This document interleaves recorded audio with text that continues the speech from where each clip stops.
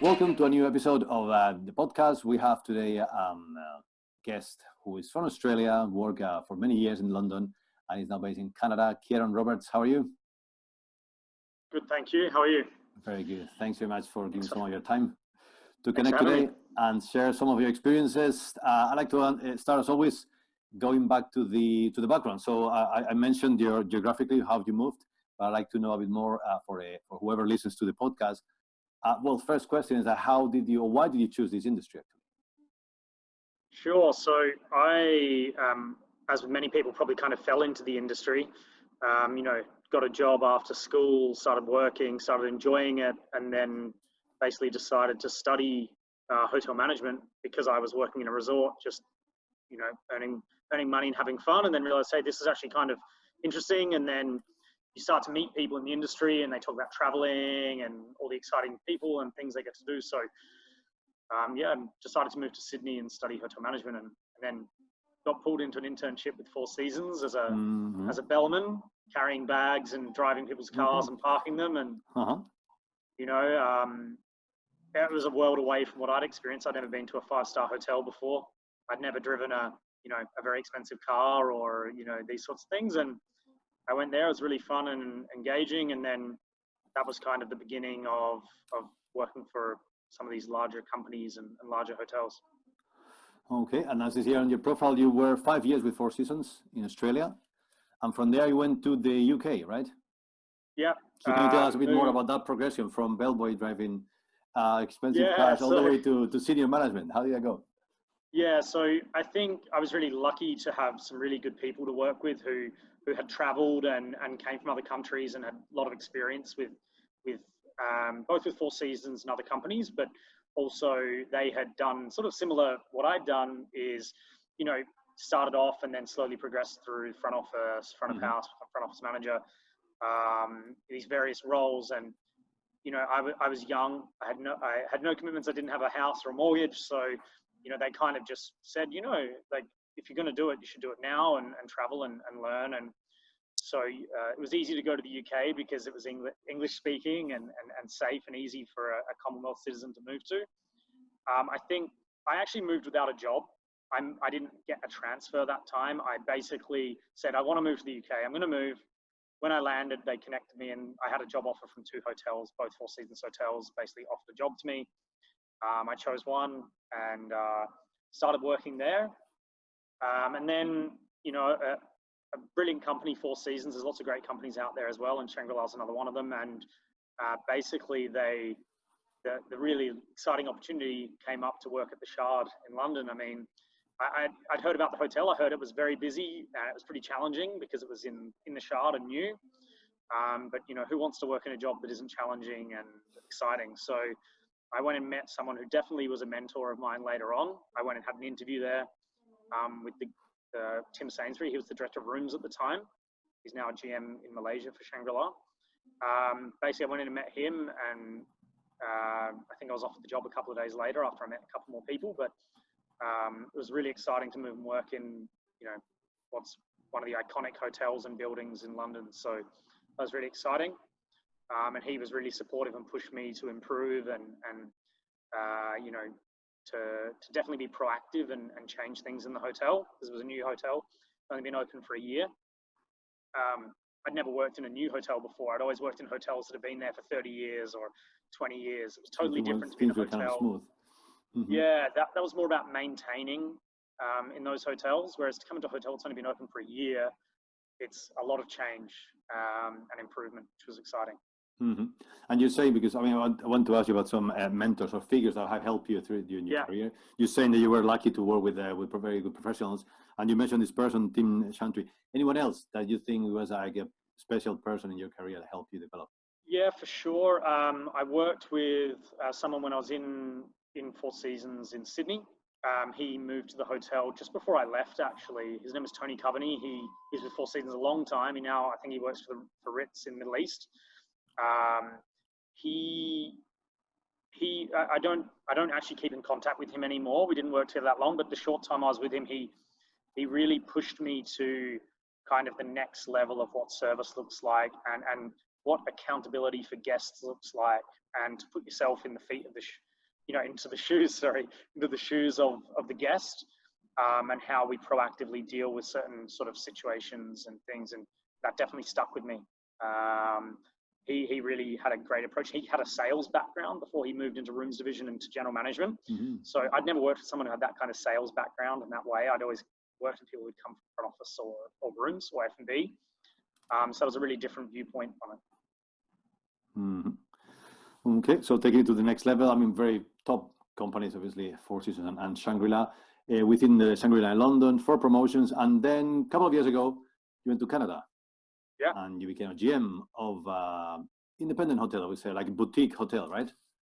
Yeah, I think after about 10 years of working big company, big hotels, there was an opportunity to kind of take the next step. But also, I think we saw that in London as well. All these new hotels opened, like even the Ned is a big example, but the Curtin Hotel, Ace Hotels, some of these smaller hotels which are more focused on food and beverage and less about rooms. I'm come from a traditional rooms background, and probably to take, I have fairly ambitious career goals and what I want to do, you need to know a bit of everything. And I think the viewpoint of hotels had changed where it became more sort of, even Soho House as the example is, it's more about that community and the food and beverage and knowing people and that culture of, it's not just the guests staying in the hotel, but it's also the city and the people in the city and being a destination for dining and events and things like that.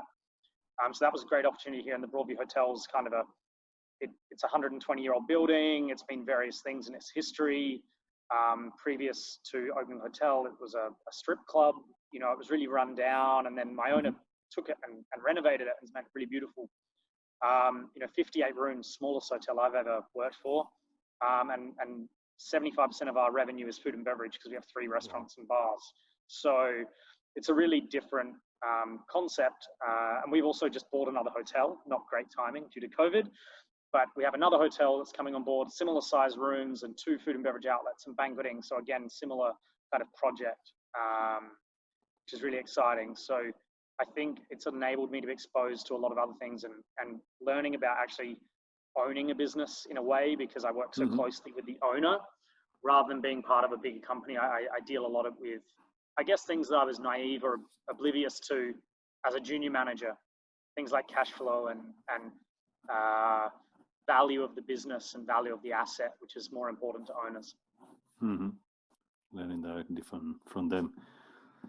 Keep learning, important one. You kept learning for the last 8 to 10 years. So while you keep growing professionally, you're eager to learn because you have high ambitions. But you also gave back. So you were a mentor in the AICR Association in the UK.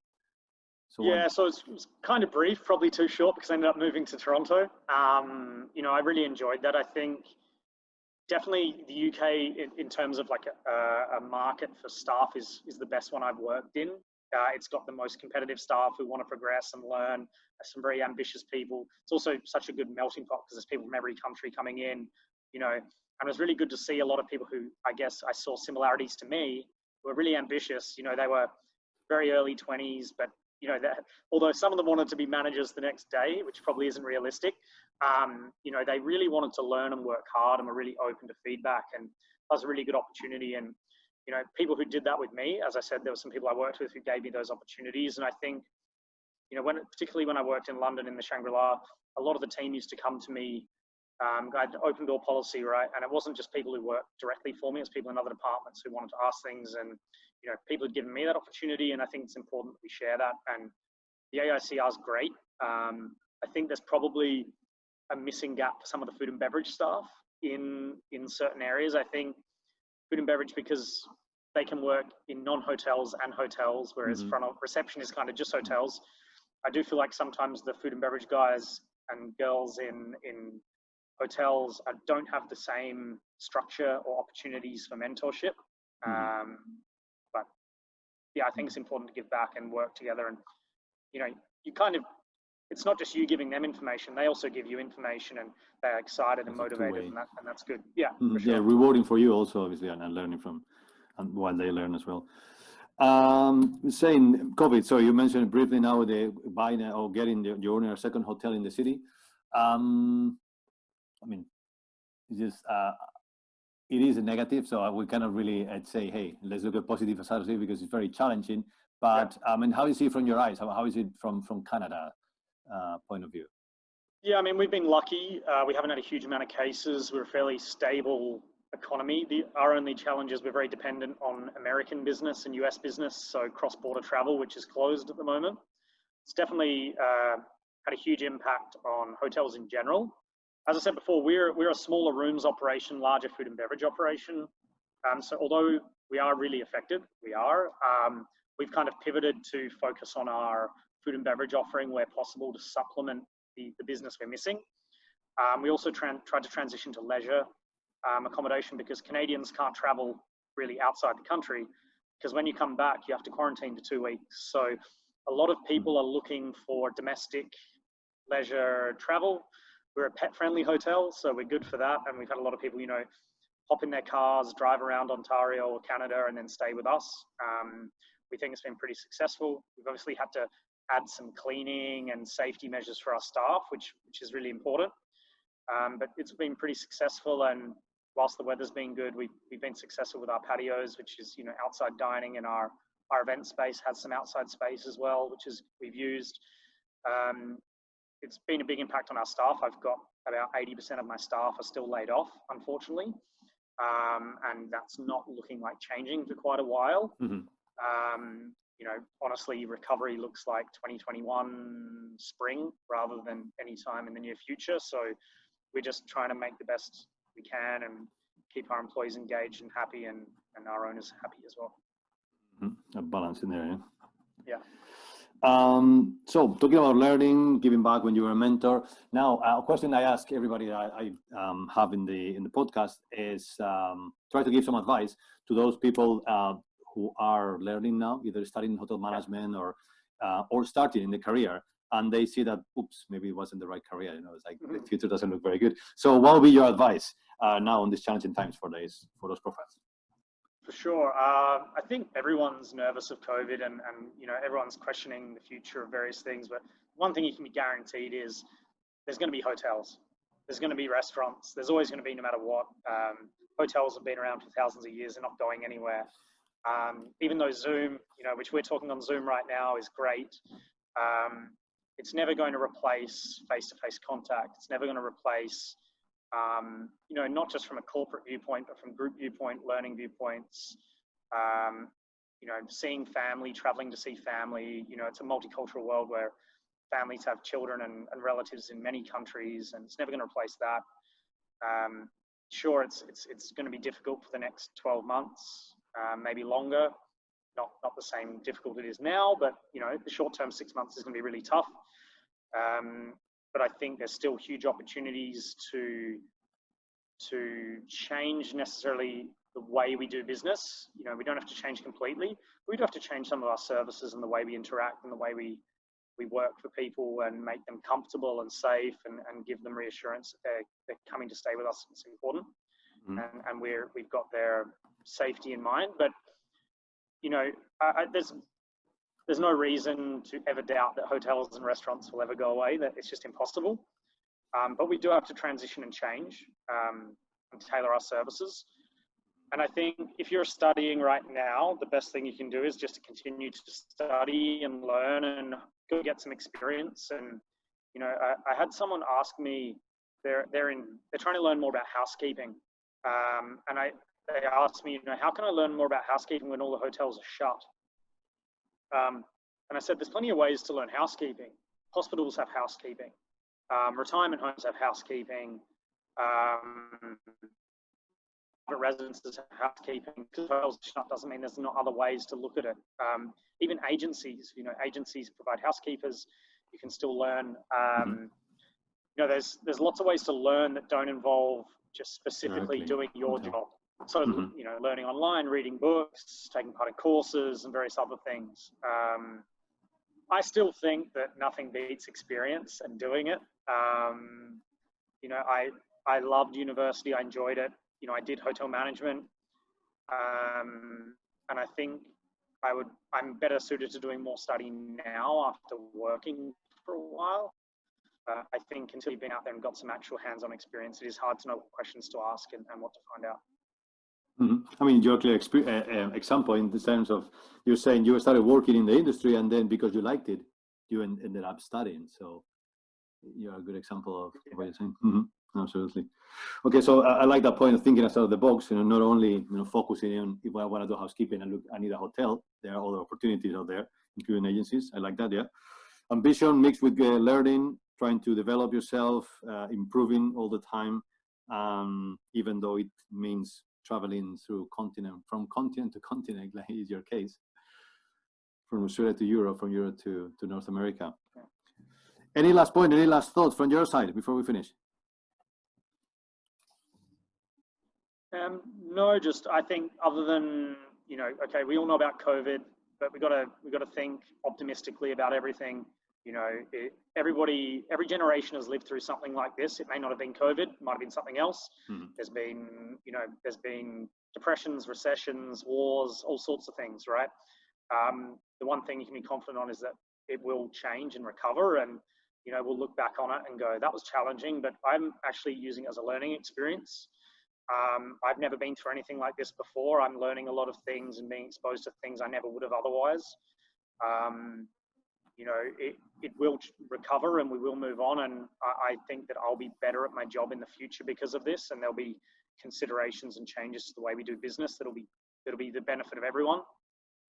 There'll be some significant changes to the way we do business and the way we think that may have taken 20 years of technology change and been forced on us now, such as Zoom and telecom, all these sorts of things. And we've been forced to do it and we've done it quicker. So I think just be optimistic. Jobs will come back, travel will come back. And I think people will have a renewed excitement and appreciation for travel. After a year and a half of not being able to travel, people are going to be hungry for it.